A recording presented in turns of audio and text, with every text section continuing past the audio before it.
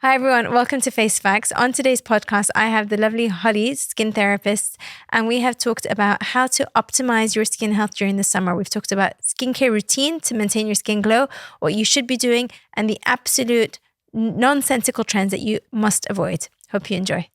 Welcome to today's episode. So today I am on the interview line. I've got lots of questions from our patients that Holly has come with. Holly, thank you for joining and bringing your interrogating questions. I'm ready to answer. Perfect. So today we're talking about the importance of adjusting our skincare routine throughout the summer. So we've got a few questions from patients. Super. So summer glow up, basically. Basically, yeah. Okay. So first question, how do UV rays affect our skin and what are the long-term impacts? Of UV. Oh, I love this one. So I've done a whole podcast on UVA, UVB, SPF and all that. So I'd say everyone has to listen to that one. UV means ultraviolet radiation. And from when the sun comes out, there's a full spectrum of different types of light that the sun has. And sun exposure, we know, can be good because it helps to improve it helps to improve vitamin D production, and it also helps to regulate our circadian rhythm. So this message is not that sun is bad, but that sun exposure needs to be moderated. So when the sun comes out, you have different types of UV radiation. You have UVA and UVB. Think of it as UVA for aging and B for burning. In the beautiful United Kingdom, we very rarely get UVB coming to grace us, but we get a lot of UVA. And UVA is there all year round. So UV light penetrates through the skin and causes deleterious effects on DNA. That means it can cause mutation of DNA, actual cellular damage of DNA, and it can start to make it work in a pathological way, which means it becomes unhealthy. So you get an increased risk of developing cancers, skin cancer. But also there is visible light. So as I said, there's a spectrum of light that is produced from the sun. You have UV radiation, you have infrared radiation, far, near, and so on. And actually some parts of infrared radiation, particularly in early morning light, is actually deemed to be beneficial for your health, but that is really early morning sun in short exposure. And then you also have visible light, and light can also be absorbed by the skin by chromophores in the skin, and you can get something called hypermelanosis, which means that the skin starts to try to protect itself from the sun by the melanocytes laying down a physical barrier to penetration, and that is melanin. Okay, so lighter skin is more susceptible to burning than darker skin and has a lower ability to protect itself from the sun than darker skin. So not all patients of all skin colors will respond in the same way to sun, but sunlight, UV radiation can cause damage in patients of all skin types, and even darker skin types. Afro-Caribbean skin can develop skin cancer, including melanoma. Generally speaking, what we say is there's no such thing as a safe tan. So in the summer, one of the first things that patients want to do, and actually in Liverpool, one of the things that people want to do all year round, is get into a sunbed and tan, right? Hopefully people know by now that that is one of the worst things that you can do for your skin. It will make you age faster. And as I say, there's no such thing as a safe tan. And that's your body's way of screaming out help, right? Your body is designed to protect itself. So the tan is a way that the body is trying to protect itself from the deleterious effects of the sun. So UVA can cause photoaging. That means that 90% of premature aging comes from sun exposure. UVB can cause sunburn, and we know that it can cause pigmentation, uneven pigmentation, solar elastosis, damage to the elastin, which means you're going to get laxity, and as I say, cancers and so on. Okay. So, next question. Can you explain how dehydration affects our skin and why it's more of a concern in the summer? Sure. So dehydration or dehydrated skin is different to dry skin. Dry skin is an actual skin type, like you can have oily skin or dry skin. And sensitive skin is actually generally speaking, self-diagnosed. 50% of women think that they have sensitive skin. 40% of men think that they have sensitive skin. Cetaphil have outlined 5 signs of skin sensitivity, which is different to dehydration. I think this is used interchangeably. People don't quite understand what dehydrated skin means. So let's talk about that. So dry skin is when you have skin that is unable to create lipids, which are oils.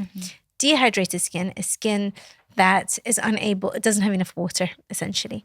And you can be oily and dehydrated at the same time.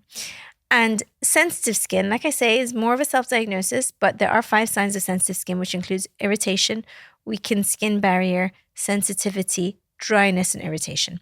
So what dehydration is more of an issue in the summer because we're exposed to high heat. You're more likely to sweat. And remember that your skin is permeable. It's got a function. Its function is multimode. It's not just to make us look good. It's not just for glow and radiance and so on. It actually has a function to keep the bad stuff out and the good stuff in. And so that's what we mean when we say barrier function. It's also very important for thermoregulation, which means it helps us to regulate our temperature.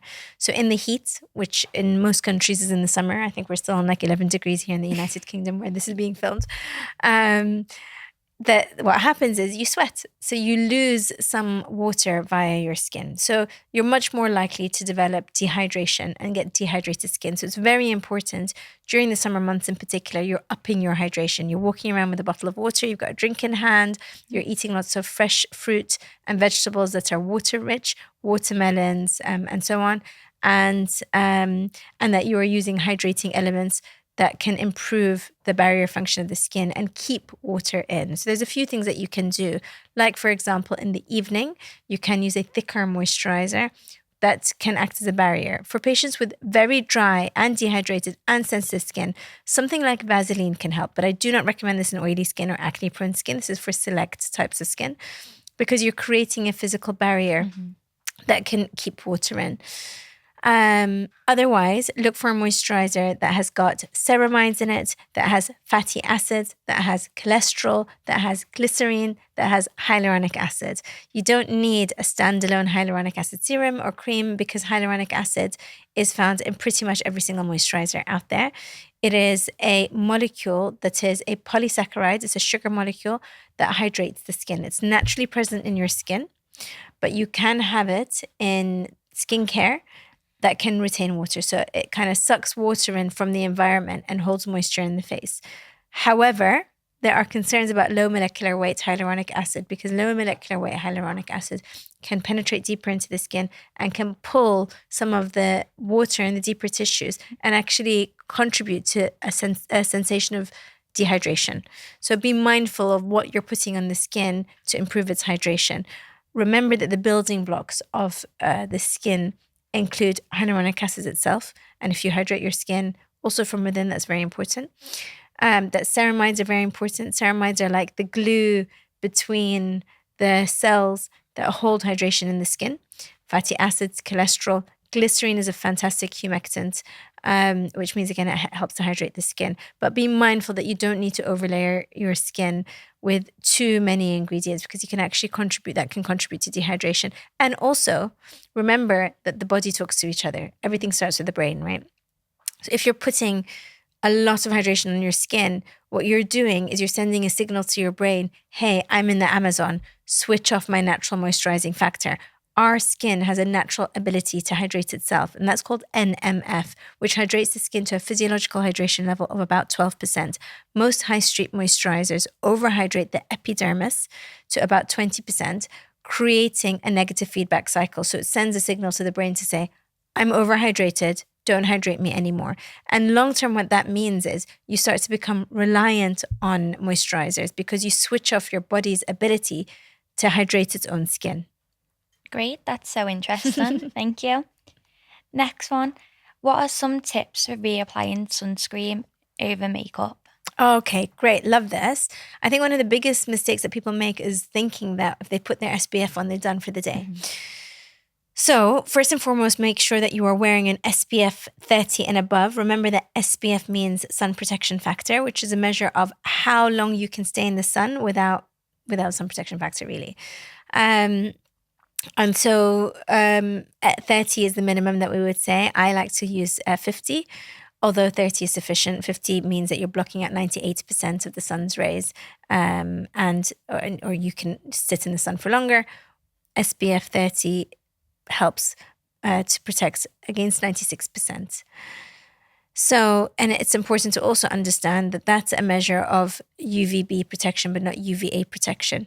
So UVA protection, there's a different way that it is measured, and that differs both in America and in the European Union. In the European Union, we look at something called PA factor. Okay, so PA factor should be plus, plus, plus, plus, at least 4 pluses, to mean that this is a good broad spectrum sun protection that will protect you against both UVA and UVB. Now, when you put on your sun protection, broad screen sun protection, and let's say you put it on at 8 a.m., usually we say it lasts about 2 hours. However, in the summer, if you're swimming, if you are sweating a lot because you're exposed to high heat, then you need to consider reapplying it more often. And if you've been in the sun, in the water, we'd say reapply it after 30 minutes in the water. Generally speaking, on a day-to-day, you need to be thinking about reapplying it every 2 hours. Okay, so you need 2 finger lengths for your face. That's enough to cover your face. So I literally will take out my cream and apply it along the lengths of my finger, and then dab it on my skin, and that's me knowing that I've placed enough sun protection on my face as my primary sun protection of the day. However, vital that you top up. So how do you top up? The best way to get the best coverage is actually taking your sun protection again and reapplying it. And that can be dabbing it on so you're not ruining your makeup, or putting it on with a beauty blender. Now, if that sounds horrific to you, I get it. That's okay. You can get sun protection makeup, like, for example, powders. But it's important to understand that you're unlikely to be giving even coverage because you need quite a lot of it. But it's okay as a top up. So one of my 2 favorites are the Color Science powder, and also the Zedo Skin Health powder, which is used as a top up. Just make sure that you're actually dabbing your brush into the powder and applying it so you can see a physical layer going on. And those are usually mineral blocks.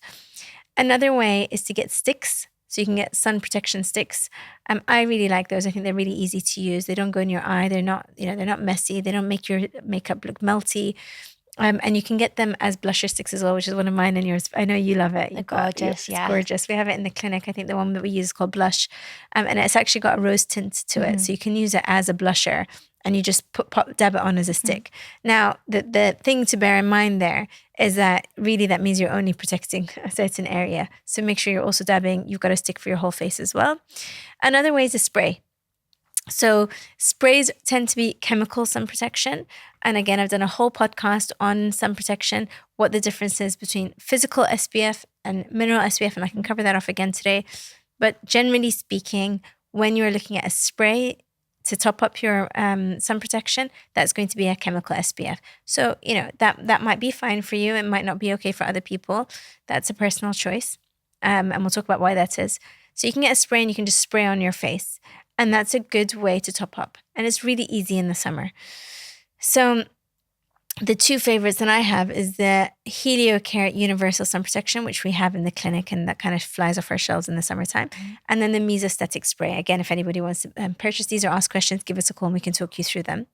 Now, let's talk about the difference between chemical and mineral SPF, because there's a lot of debate and controversy around this. And I think this is also stopping people from using chemical sprays as a top-up, which I understand. And I personally much prefer a mineral SPF.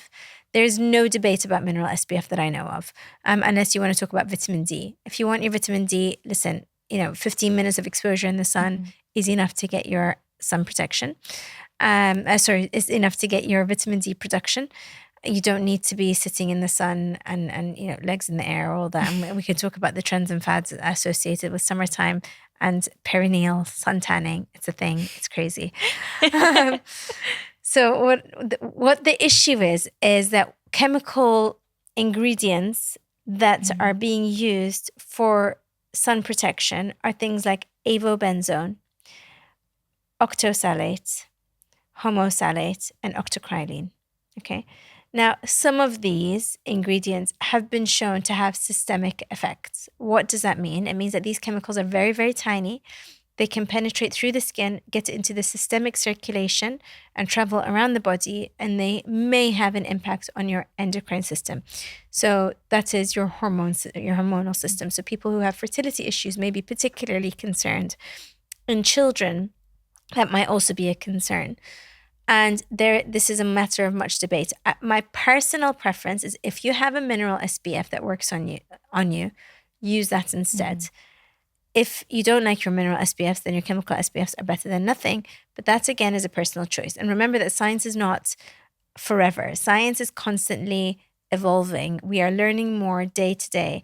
And this advice may change in time. And there have certainly been some sun protection, some creams that I no longer advise to my patients and that have actually come off the British Dermatological Association's list of recommended sun creams. And I think it's really important to understand that this will evolve. So the people who are screaming, hey, no, it's still safe, that's fine. It's deemed safe by the scientific community at the moment in specific doses at the moment. And the FDA have put strict regulation on what amount of these chemical SPFs are safe to have in skincare.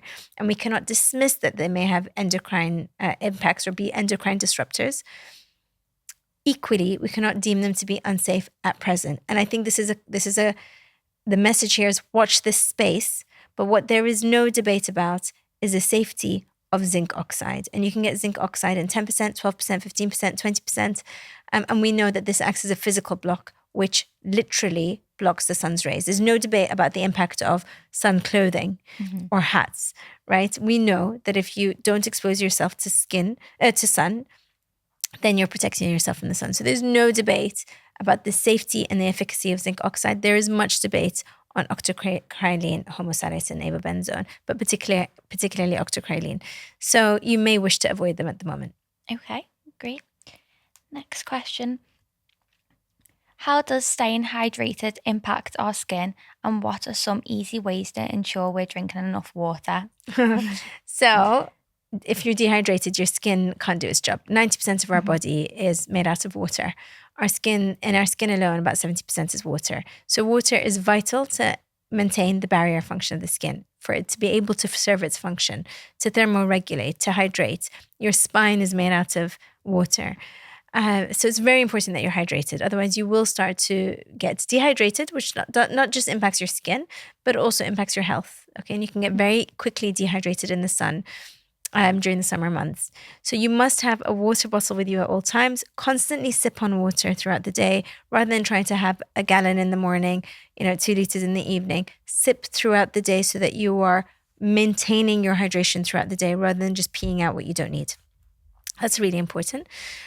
Use moisturizers that, like I said earlier, have hydrating properties to them. Humectants, glycerine, hyaluronic acid, high molecular weight hyaluronic acid, cholesterol, fatty acid, ceramides that will create a barrier and improve the barrier function of the skin. Panthenol is vitamin B5 that is known to improve the barrier function of the skin. Niacinamide is an antioxidant that can also improve skin health and also works to improve the impact of sun protection. So for hydration in particular, I'd say, of course, lots of water. If you feel overheated, get yourself out of the sun. Dip in the water as well. Use a hydrating mist. You can get hydrating mist. You can even make them yourself. You can put one in a bottle and use them, or you can buy hydrating mists that I find to be very, very helpful. I always have a hydrating mist with me on holiday. I love the copper mist serum spray from IS Clinical. You can also get the Avene sprays. We use that on our patients as well in clinic. There's lots of different thermal water sprays that you can use that can just bring down your body temperature and hydrate your skin. I think it's very important to understand also food. Go for hydrating foods. Like we spoke earlier, fresh fruits, citrus, oranges, watermelon, lots of melons, that type of thing will help to keep you hydrated. Okay, great. So let's talk about morning routine now. So I've got a few questions for you. So what types of cleansers should we be using in the summer and why? This depends on your skin type. It's not a one size fits all. If you've got sensitive skin or dry skin, stick to a gentle cleanser. However, if you notice that your skin is building up, flaking, drier skin doesn't exfoliate as well as oily skin actually. And you get a buildup of dry skin on top that can make you look dull, dehydrated, and actually can result in irritation and flakiness. So you may wish to exfoliate or use an exfoliating cleanser 2 to 3 times a week. I am oily skin, and in the summer months, I get more oily because we know that during the summer months, you're more likely to sweat and you produce more oil. And humidity can also dehydrate the skin and create a feeling of greasiness on the skin. So you want to use a good cleanser that's going to decongest your skin and deeply cleanse. So I like to use an active cleanser. I like to use glycolic acid. Now, remember, I'm not saying use a glycolic acid cream. This is a cleanser. All it's going to be doing is breaking up the glue that holds dead skin cells together. That is the function of an active cleanser. But an active cleanser that has active ingredients like lactic acid or alpha hydroxy acid or salicylic acid, whatever it might have that makes it an active ingredient, needs to sit on your skin for at least 1 minute to do its job. Otherwise, you're using all of that lovely, expensive cleanser and you're throwing it down the drain. You're giving your sink more of a clean than you are your face. So cleansing needs to be 60 seconds. That's how you get an effective cleanse. You need to really work your cleanser into your skin, morning and night. Okay. So in the morning, I like to use an active cleanser. As I say, this will depend on your skin type. If you're acne prone, you can still use a salicylic acid cleanser, guys. There's no reason why you need to park that for when you're in the sun. Remember that people in LA, in Saudi Arabia, who have sun all year round are still using active ingredients. So you can use an active cleanser, but maybe you want to limit it to 3 times a week. If you've got very sensitive skin, then stick to a hydrating cleanser, something with ceramides in it, cholesterol, fatty acids, a cream-based cleanser that will keep your skin feeling comfortable and not stripped. The measure of how well your cleanser is doing is if your skin is clean afterwards, but if it doesn't feel tight, if your skin feels tight 5 minutes after you've washed it, then you're probably stripping your oils and you shouldn't be doing that. So what was your question? What cleanser should we use? Yeah. As I say, it depends on your skin. Okay, great. So, for patients who suffer with hyperpigmentation, what ingredients should they be looking for all year round, not just summertime? Great question. If you've got hyperpigmentation and you're maybe perimenopausal, older skin type, or dry skin that is not acne prone, then I would say look for vitamin C. Vitamin C, L-ascorbic acid, or ascorbate, has been shown to reduce melanosis. It's been shown to improve the appearance of pigmentation and sunspots. And worn underneath your SPF strengthens your SPF 8-fold. So it makes your SPF do its job 8 times better. So I would definitely say pair up your sun protection with an antioxidant. In patients that are acne prone and have pigmentation, please do not use vitamin C because vitamin C can inflame the skin, can hyperstimulate the skin, and it can cause blackheads and make your skin feel more greasy and oily and get increased activity of acne. Instead, I would say use niacinamide in a maximum concentration of 5%. Niacinamide is a vitamin B complex that helps to improve the barrier function of the skin, reduce inflammation, and helps to take away free radicals. It helps to fight free radicals in the environment and pollution. Remember that environmental stress is not just the sun, it's also pollution. So it's really important that you consider adding an antioxidant into your daily regime to fight against environmental stress. And we know that antioxidants improve your sun protection.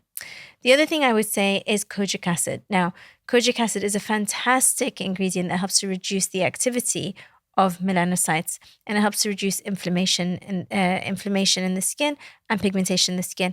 Tranexamic acid, again, fantastic ingredient that you can use all year round. Tranexamic acid in about 2%, 1.9 to 2%, is optimal topically to reduce pigmentation. And actually, this was an ingredient that was given systemically to patients who were bleeding a lot.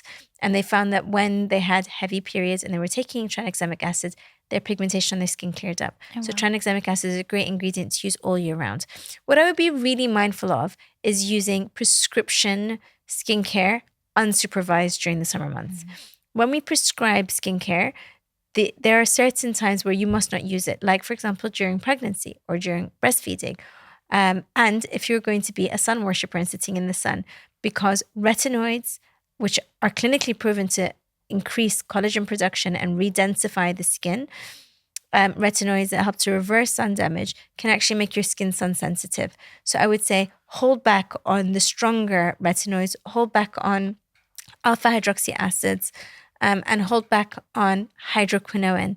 Hydroquinone is prescription only medication, which is fantastic for pigmentation. However, it can cause your skin to become more sun sensitive. So I would say hold back on that.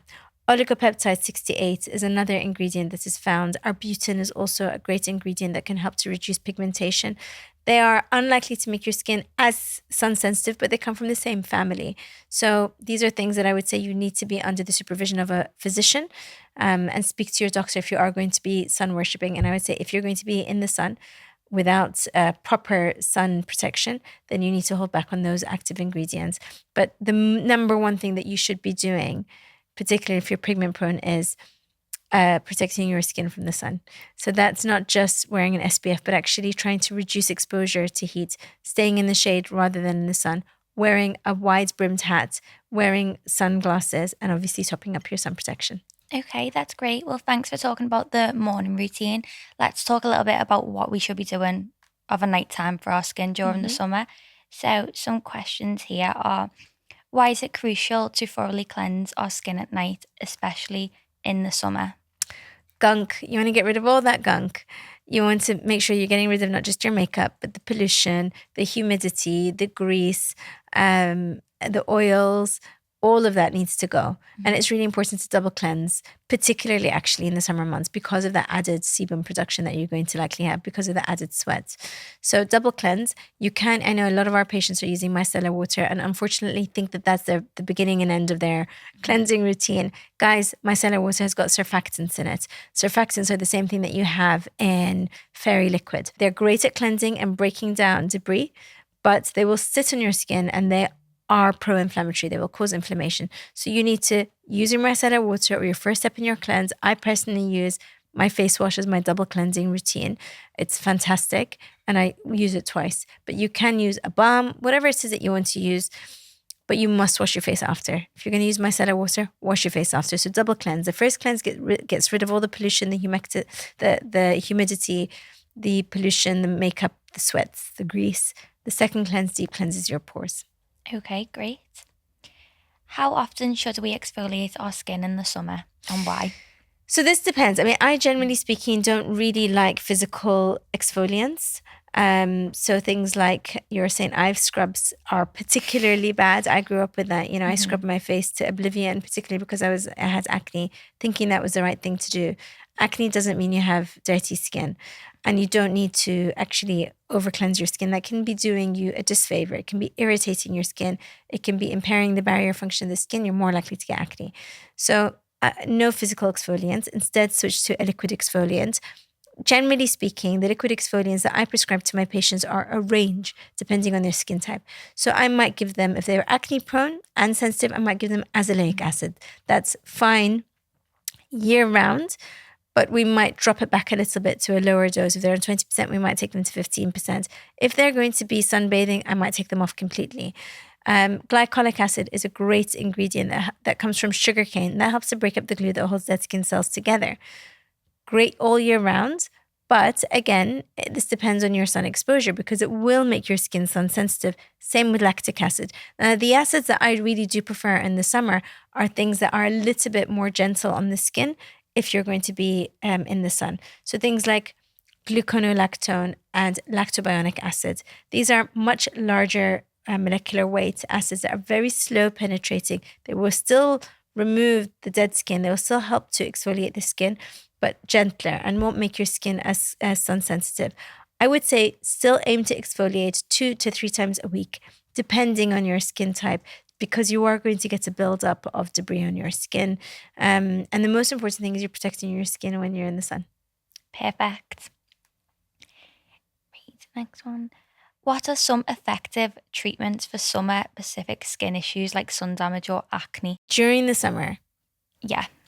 Well, you know, there are certain things that I would say are things that you should avoid during the summer. Generally speaking, I don't like to do deep peels on my patients during the summer because when we are doing a deep dermal peel, you really can't be in the sun for four weeks. It can cause pigmentation you can get post-inflammatory hyperpigmentation. So don't be doing ablative treatments during the summer months. Instead, think about having non-ablative treatments. So there are some lasers that you can have all year round. You can have things like an Erbium YAG non-ablative laser. We have a particular laser that we use very commonly in the summer, which is called our Erbium glass laser. What does ablative mean? Ablative is basically like burning off the upper layer of your skin. The epidermis is very important. The epidermis is the upper layer of the skin. Underneath that, you have the dermis. There's actually 7 layers. When you are removing the epidermis, which it's the whole point of that stratum corneum, the uppermost layer, is a protective layer.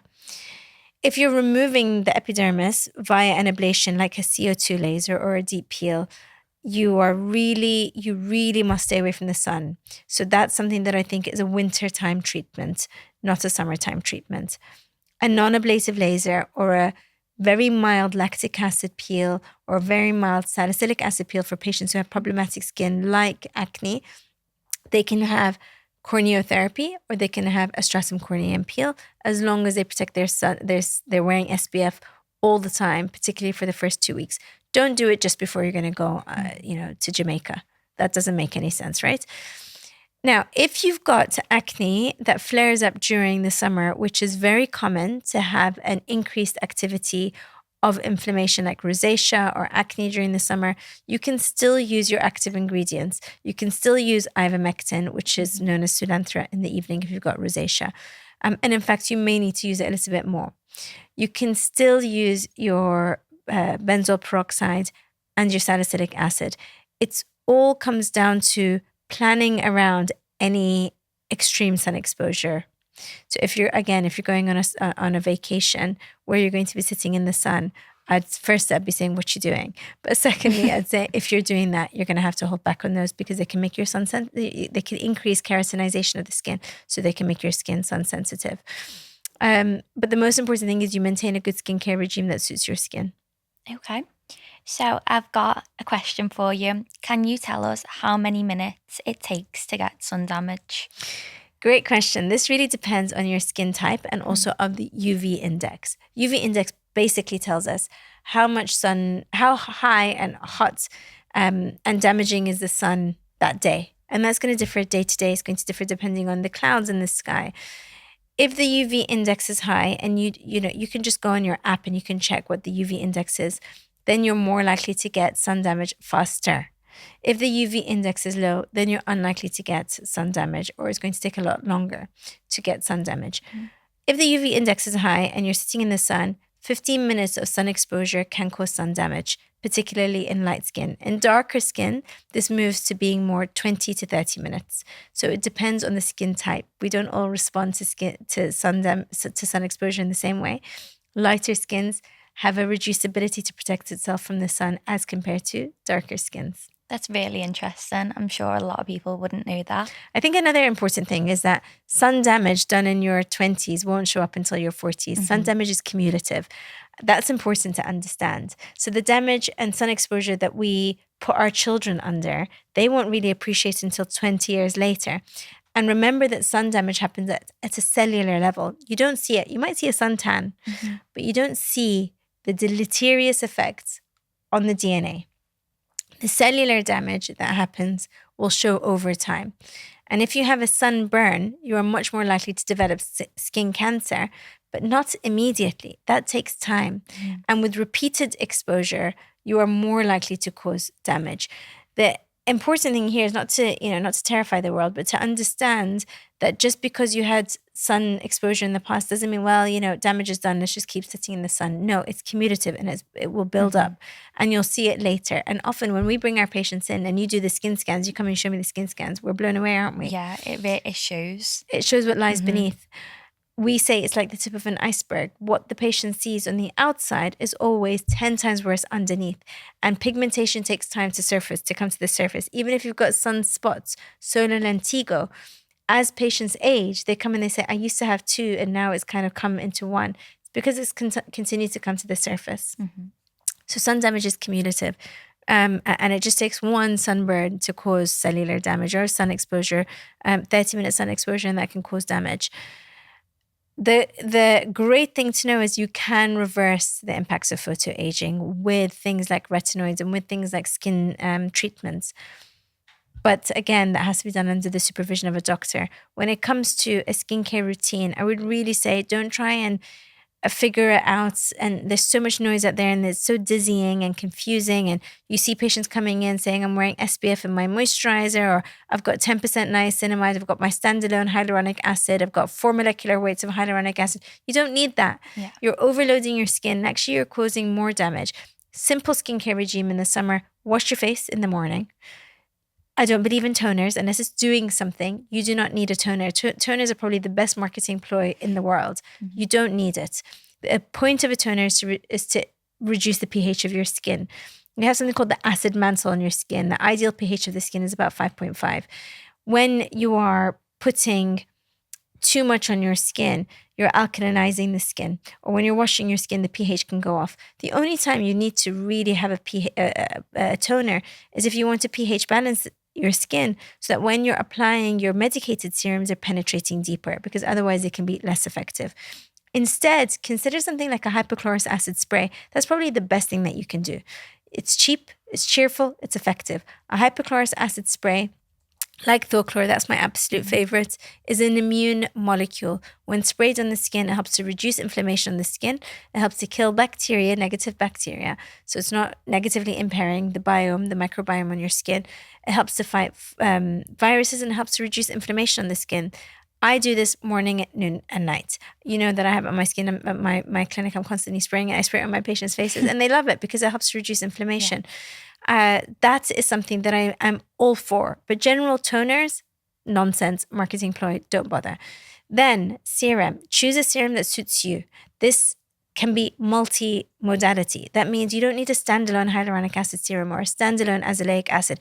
Get something that packs a punch, something that's got tranexamic acid in it, something that's got hyaluronic acid in it, something that's got niacinamide in it. That packs a punch. That's one bottle that's got multiple ingredients that work synergistically to protect the skin, fights the environmental stress, reduce free radical action on the skin, and improve your sun protection.